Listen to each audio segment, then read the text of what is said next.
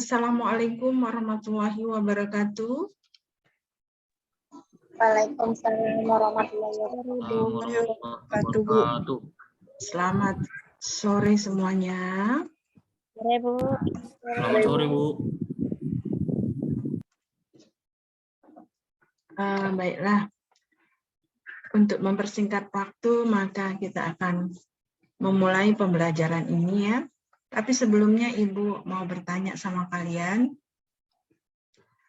tentang tugas ke-12 yang Ibu sudah periksa, yang mana kalian masih banyak yang tidak mengerjakan pekerjaan kalian menggunakan software SPSS.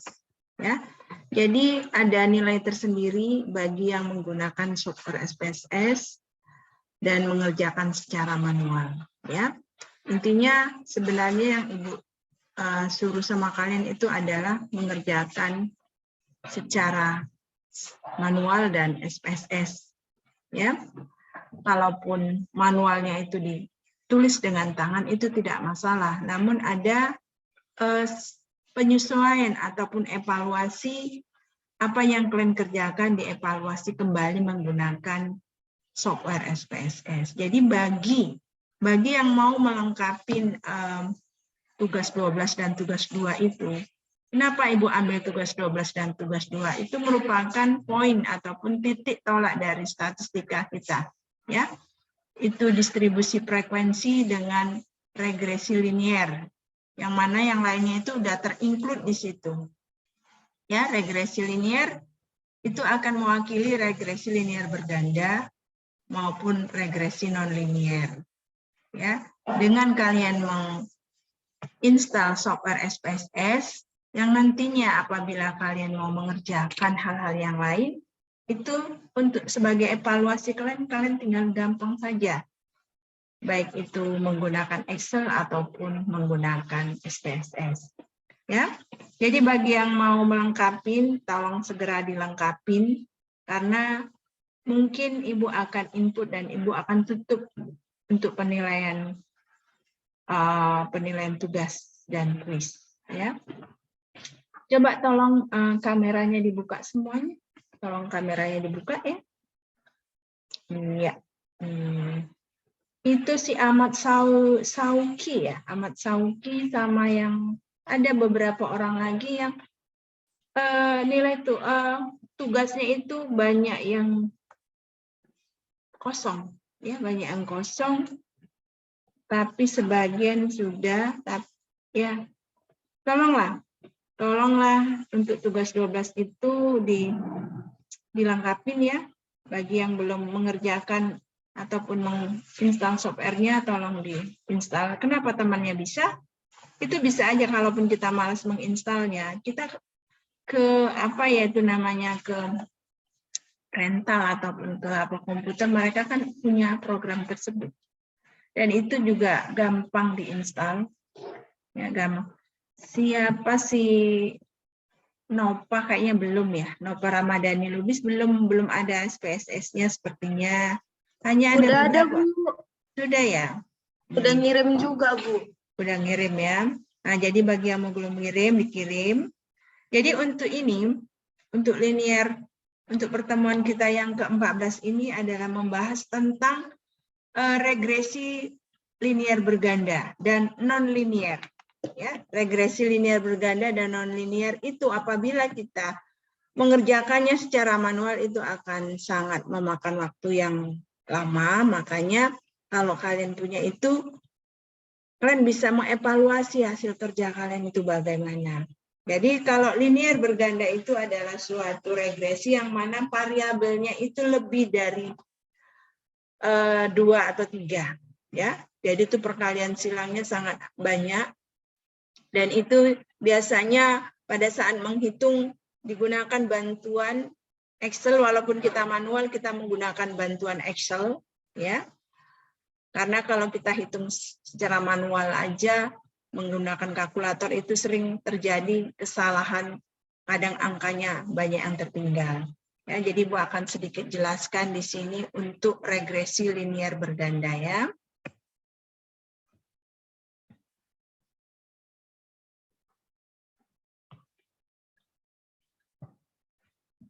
Sebentar ya. Oh ya, tadi Ibu kan udah suruh sama kalian. Apa itu regresi nonlinear? Udah ada yang dapat? Siapa yang bisa menjelaskan sedikit mengenai regresi nonlinear? Muhammad Adriansyah mau menjelaskan? Atau Boleh, Bu. Oh ya, silakan. Apa itu regresi nonlinear? Regresi dianalis regresi untuk mendapatkan model nonlinear yang digunakan untuk mengetahui hubungan antara variabel terikat dan variabel bebas, Bu. Iya, intinya sama ya. Intinya sama. Jadi yang membedakan itu Ya. apa? Yang membedakannya apa? Yang membedakan itu sifatnya tidak tetap dan mudah berubah. Yang mana yang mudah berubah? Yang mudah berubah yang mana? Non-linear kah atau linear? Non-linear. Maksudnya mudah berubah itu bagaimana mudah berubahnya? Atau jadi dari hitam menjadi putih atau dari merah menjadi hijau gitu, Adriansyah? Ya, seperti itu. Sepertinya bukan. Karena kan kalau yang non-linear itu gambarannya udah tahu seperti apa. Variabel bebasnya lebih dari satu mungkin, Bu. Iya, betul sama. Untuk yang berganda linear juga lebih dari satu. Lantas, bedanya di mana dia dengan yang linear? Rumusnya mungkin, Bu, rumusnya. Oh, rumusnya. Ada yang lain mau menjawab? Satria? Pembedanya sama linear kan Bu, terletak di hubungan antara variabel X dan Y yang saling berhubungan dan lebih akurat Bu dari linear berganda. Linear. Non-linear lebih berakurat ketimbang yang linear, begitu bukan? Nah, coba ada lain lagi yang mau menjawab, menambahkan? Ada yang bisa menambahkan lagi? Nah, coba Ibu kasih waktu 3 menit untuk ini ya.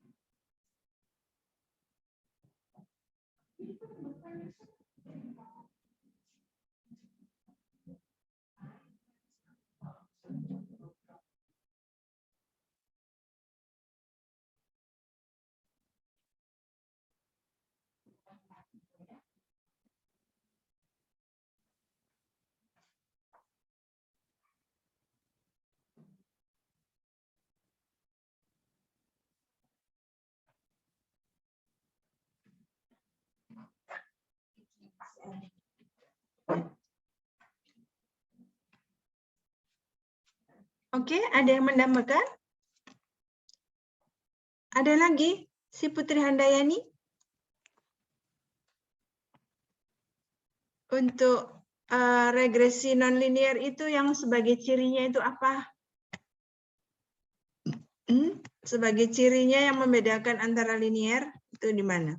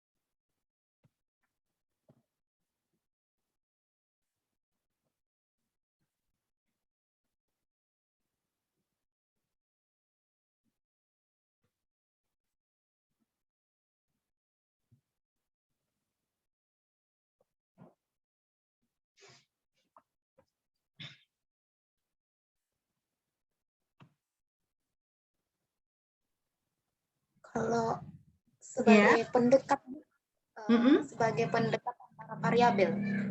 Boleh, Sebagai apa? Sebagai apa? Non-linear berganda itu bisa diartikan juga sebagai pendekat antara variabel X sama Y, Bu. Oh iya, ada lagi? Yang jelas, pada saat kita menggambarkannya dengan plot-plot kurva itu, kurva linear itu, kalau yang linear itu dia kan linear. Tapi kalau yang non-linear itu nanti gambarannya itu di grafik, di sumbu koordinat itu dia membentuk kadang melengkung. Ya, melengkung dia nggak lurus. Karena apa? Kadang ada poin-poin yang seharusnya itu tetap berkelanjutan. Misalnya kalau yang linear itu kalau misalnya 1 X-nya, 2 Y-nya.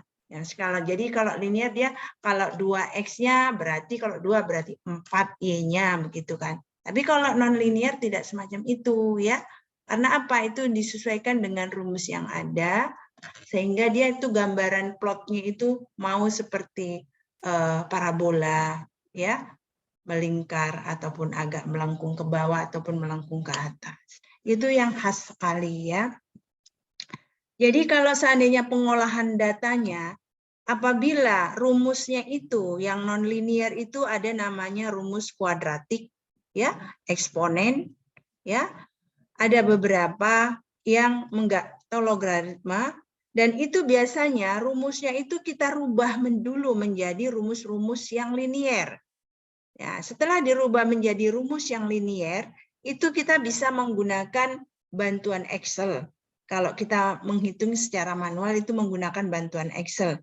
Karena kalau kita menghitungnya secara manual total, itu akan sangat memakan waktu yang lama banget. Ya, itu dengan bantuan Excel. Setelah menggunakan bantuan Excel, baru kita gunakan seperti perhitungan biasa. Ya, baik itu linier sederhana maupun linier yang berganda. Ya, jadi yang non-linier itu dirubah dulu rumusnya dalam bentuk rumus linier. Setelah udah menjadi rumus linier, baru diolah datanya ataupun analisis datanya sama seperti analisis data yang linier. Jadi di sini Ibu tunjukkan sedikit ya yang seperti yang sudah Ibu share di apa kalian. Kalau regresi non-linear itu kita lihat di sini ya itu ada macam-macamnya. Jadi rumusnya ini semacam ini ya. Itu yang non-linear ada namanya Y penduga dengan rumus parabola kuadratik. Ini rumus ini dirubah dulu menjadi rumus yang semacam di bawah ini. Semacam yang di bawah ini rumusnya ini sudah menjadi rumus linier. Untuk memasukkan poin-poin ini untuk mencari nilai A, B, dan C, ya seperti yang kita cari juga di regresi linier itu nilai A, B, dan C-nya, kita gunakan bantuan Excel. Ya, gunakan bantuan Excel. Selanjutnya selain kuadratik juga ada parabola kubik yang mana X-nya ini bisa sampai pangkat 3 ya. Pangkat 3 ataupun seterusnya. Dan itu ada yang dalam bentuk eksponen. Kalau yang eksponen ini kita rubah bentuknya menjadi logaritma. Jadi setelah dibuat logaritmanya ini kan Y penduga sama dengan AB eksponen X, kita rubah dalam bentuk ini. Setelah dirubah dalam bentuk yang seperti ini, kita cari menggunakan tabel pembantu yang menggunakan Excel. Ya, yang namanya kita dapatkan sigma YI berarti di bagian Y itu kita nilai lognya itu kita jumlahkan dan kita bagikan N-nya berapa.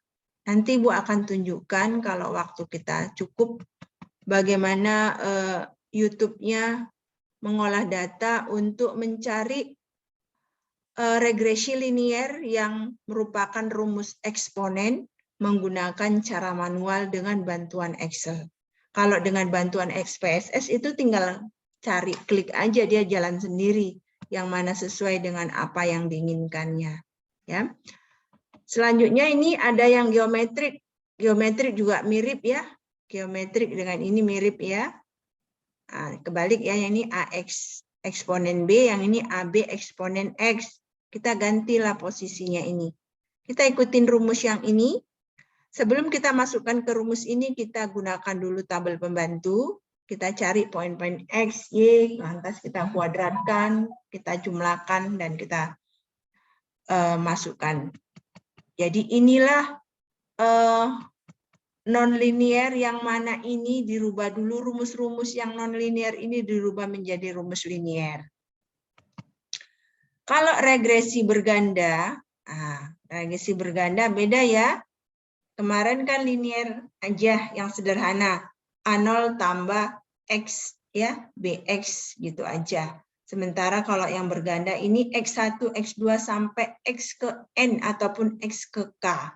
Itu yang apakan variabel-variabelnya ya. Jadi ini beberapa contohnya untuk linear berganda dan indeks determinasinya sama ya. Semacam ini. Kita masukkan aja setelah kita dapat standar deviasi kuadratnya, variannya berapa, baru kita masukkan indeks determinasinya. Ini juga menggunakan tabel bantu. Ya, menggunakan tabel bantu. Selanjutnya mencari korelasinya juga semacam ini ya, karena dia ada beberapa X kuadratnya, jadi lihat ini YI kurang Y kuadrat dikurang sigma YI kurang Y penduga I kuadrat. Jadi ada 2 poin, ya beda dengan kalau itu linear sederhana. Jadi untuk ketentuannya juga sama, hubungan linear itu apabila nilainya berapa, R-nya itu sama dengan -1, atau R sama dengan +1. Itu Ibu nggak perlu jelaskan lagi ya. Jadi inilah yang membedakannya. Inilah adalah poin-poin non-linear itu apa saja. Jadi mulai sekarang kita udah tahu regresi linear itu regresi itu ada yang linear dan non-linear. Kalau yang linear itu ada yang sederhana dan berganda. Begitu juga yang non-linear. Yang non-linear itu ada yang sederhana dan berganda. Yang membedakan sederhana dan berganda itu adalah dari variabel-variabel independennya. Variabel independen dan dependennya kalau yang berganda lebih dari 1. Ya, tapi kalau yang sederhana cukup 1-1. Independennya 1, dependennya 1. Itu aja sebagai garis besar yang harus kita ketahui. Kalau yang non-linear itu akan kita jumpai mengenai kuadratik, ya, eksponen, ya, logaritmik, geometrik, seperti itu. Oke, ini untuk membedakannya dan itu juga sudah Ibu kirim di e-learning supaya kalian nanti bisa baca dan bisa bedakan. Itu sebenarnya banyak macam kita bisa gunakan rumus, tapi ambil rumus yang memang sederhana dan gampang kita mengerti. Kadang hanya tulisannya aja yang banyak, tapi finalnya itu sebenarnya sama saja. Ini Bu akan kasih contoh, ya, kasih contoh untuk yang linear berganda bagaimana cara mencarinya.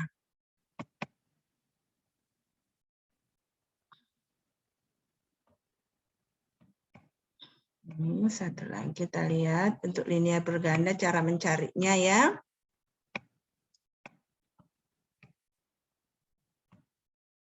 Ya. Oke, kita bedakan di sini. Regresi berganda adalah pengembangan dari regresi linier sederhana, yaitu sama-sama alat yang dapat digunakan untuk memprediksi permintaan di masa datang berdasarkan data masa lalu atau untuk mengetahui pengaruh satu atau lebih variabel bebas independen terhadap satu variabel tak bebas atau dependen. Artinya apa? Antara sederhana dan berganda itu sama-sama ceritanya mengenai independen dan dependen. Bedanya hanya kalau yang berganda, independennya itu lebih dari satu. Begitu juga dependennya. Oke? Ya, perbedaan penerapan metode ini hanya terletak pada jumlah variabel bebas yang digunakan. Penerapan metode regresi berganda, jumlah variabel bebas yang digunakan lebih dari satu yang mempengaruhi satu variabel tak bebas. Ya, bisa juga nanti dua-dua, tak bebasnya itu bisa dua. Ya, begitu juga variabel bebasnya juga bisa lebih dari satu. Jadi nanti itu ada gambarannya, berbeda-beda. Nanti kalau seandainya kalian melihat buku statistik, itu ada namanya desain penelitian. Desain penelitian ini semacam ini nanti kita bisa lihat. Segini. Inilah pola-pola yang kita gunakan. Kalau ini berarti variabel bebasnya berapa? Variabel bebasnya 2, ya, X1, X2, yang mana variabel terikatnya adalah 1. Ini berarti 2 kali 1 ya. 2 kali 1, tapi ini nilai error di sini ada berapa? B1, B2, ini mempengaruhinya. Jadi ini nanti bisa banyak macamnya. Jadi inilah desainnya. Jadi kalau kalian mempunyai penelitian, nanti sesuai dengan variabel kalian yang punya, kalian masuk yang mana. Jadi dibuat desainnya sesuai menurut siapa.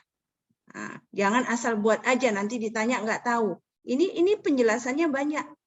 Ya, penjelasannya banyak. Jadi Bu, lanjutkan untuk rumus regresi linier berganda, kita lihat ya.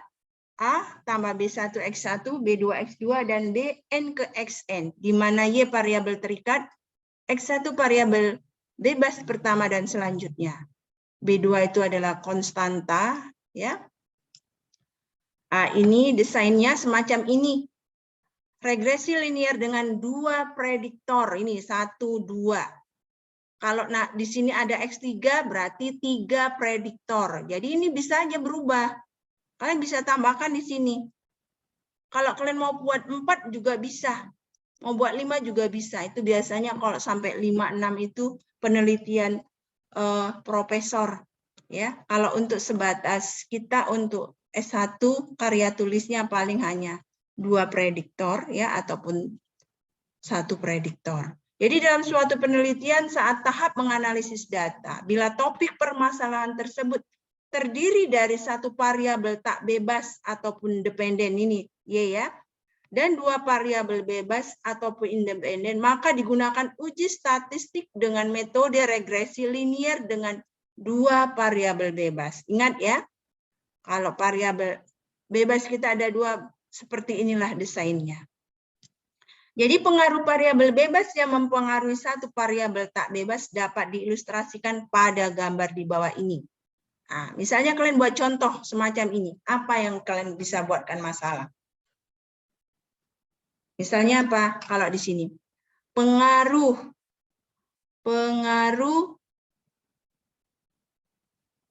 apa coba? Kita buatkan suatu penelitian yang mempunyai 2 variabel. Pengaruh gizi ataupun pengaruh makanan, pengaruh makanan dan pendapatan, pengaruh makanan dan pendapatan orang tua terhadap pertumbuhan seseorang. Ya, betul kan? Jadi berarti kan pengaruhnya di 2 ya. Pengaruh apa? Makanan dan pendapatan. Ini cuma pengaruh ya. Pendapatan orang tua jelas akan mempengaruhi apa? Makanan yang dimakan oleh anak-anak tadi.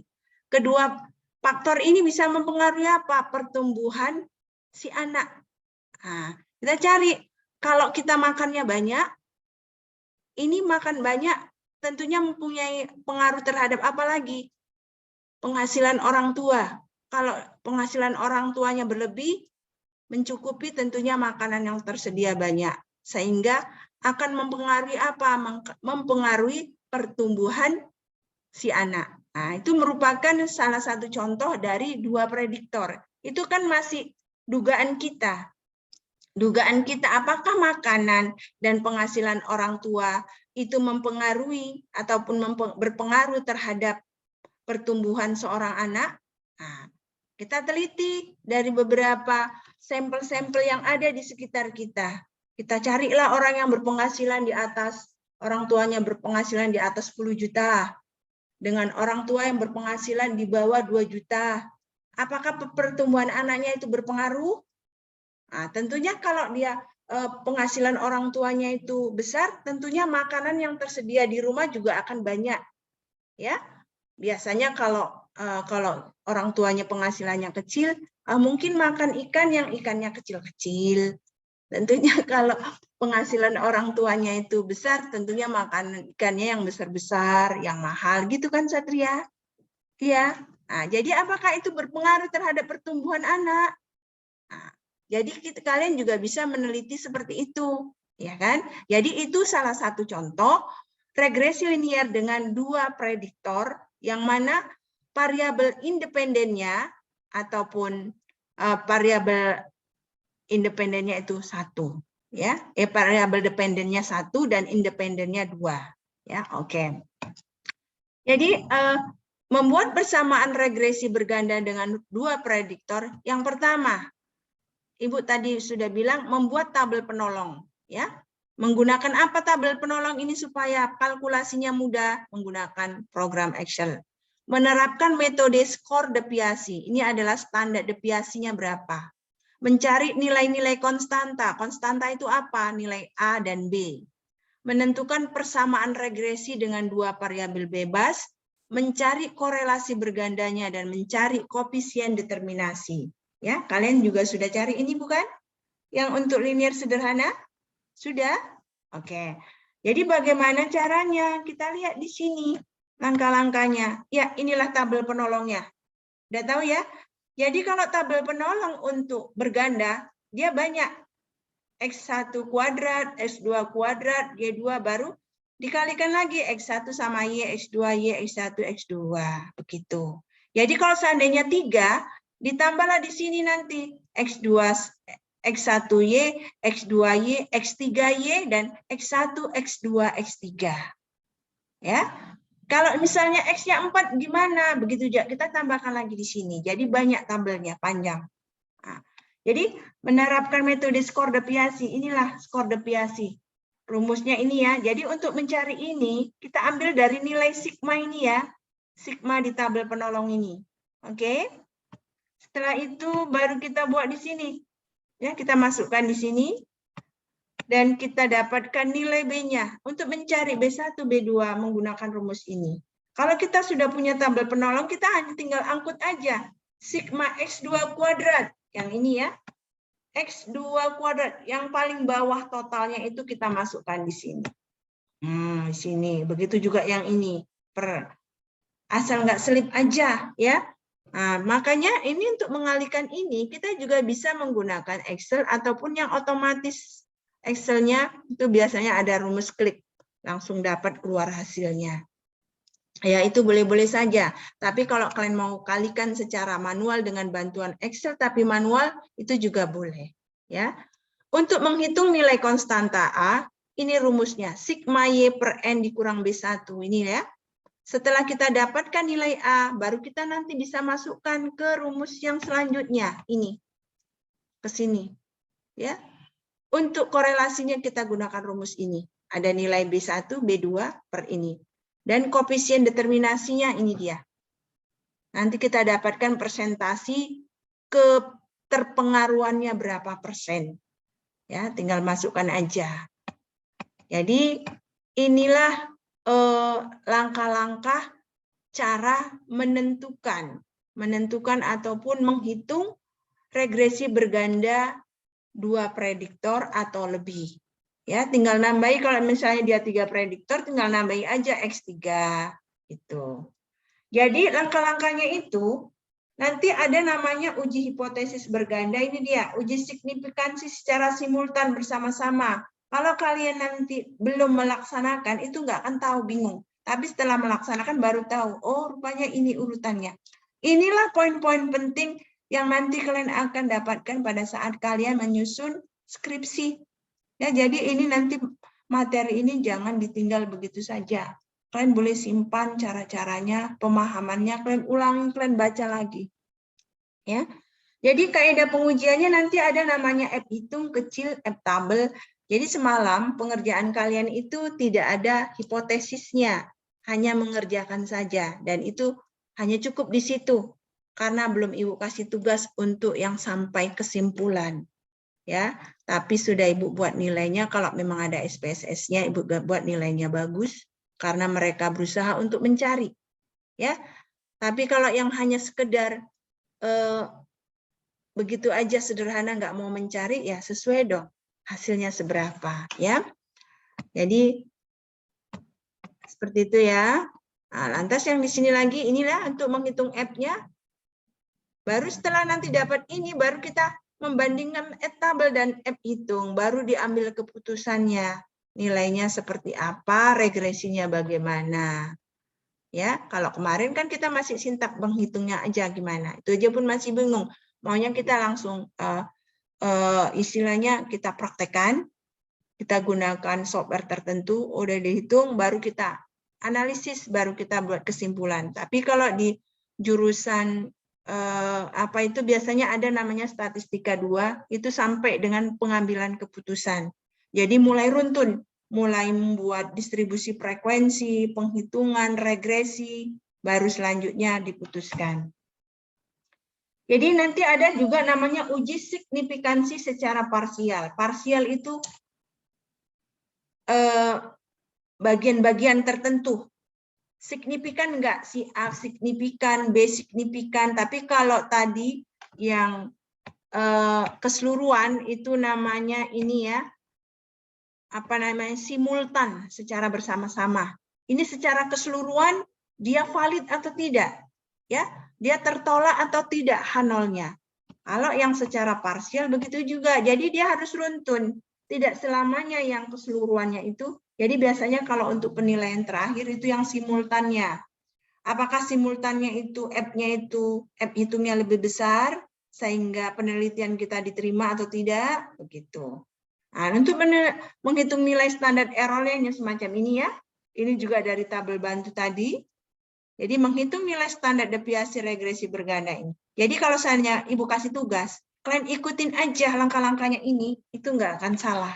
Ya, ikutin langkah-langkah berhitungnya ini. Nah, ikutin langkah-langkahnya, karena sepertinya untuk ujian akhir semester, Ibu buat linear berganda. Linear berganda dengan menggunakan manual dan SPSS. Makanya Ibu sarankan sama kalian untuk menginstal SPSS kalian, ya. Jadi itu kan nanti ujiannya daring. Jadi kemungkinan waktunya panjang. Jadi kalau sudah terinstall kalian kan tinggal mengerjakan begitu saja, ya. Nah, kalau yang hitungan manualnya ini sudah ada langkah-langkahnya. Jadi kalian bisa simpan dan bisa ulang, bisa coba-coba. Bisa coba-coba satu persatu, ya. Jadi menentukan nilai T-tabel ini dia. Selanjutnya ini, kalau yang ini sampai dengan mengambil keputusan. Kalau yang tugas kemarin itu belum ada pengambilan keputusan. Jadi, ini dia. Ini adalah latihan kalian, ya. Kalian gunakan Excel untuk menghitung tabel-tabel pembantu tadi, tabel penolong yang di sini responden ini berapa kali berapa. Kalau ini berapa prediktor? Muhammad Reynaldi. Ini berapa produktor? Sinopa? Nova Ramadhan. Berapa? 2 prediktor. Gaya kepemimpinan dan budaya kerja mempengaruhi terhadap produktivitas tenaga kerja. Ini Y-nya ya. Ini Y. ini adalah dependen, ini adalah independen, ini independen. Pengaruh gaya kepemimpinan dan budaya kerja terhadap produktivitas tenaga kerja. Jadi ini kalian buat nanti. Tapi nilainya di sini salah ini. Ini angkanya enggak. Sepertinya 1, 2. Kalau kalian lihat berarti ini ada 1 yang kurang ya. Coba bentar ya.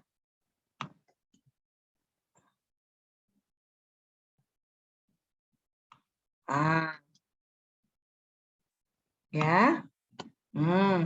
Lihat. Ini nilainya ya. Jadi ini nilai Y. Ini X1, ini X2. Bisa terbayangkan, Satria? Bisa? Bisa, Bu. Jadi kita buat di tabel penolong ini. Ya. Angkanya tadi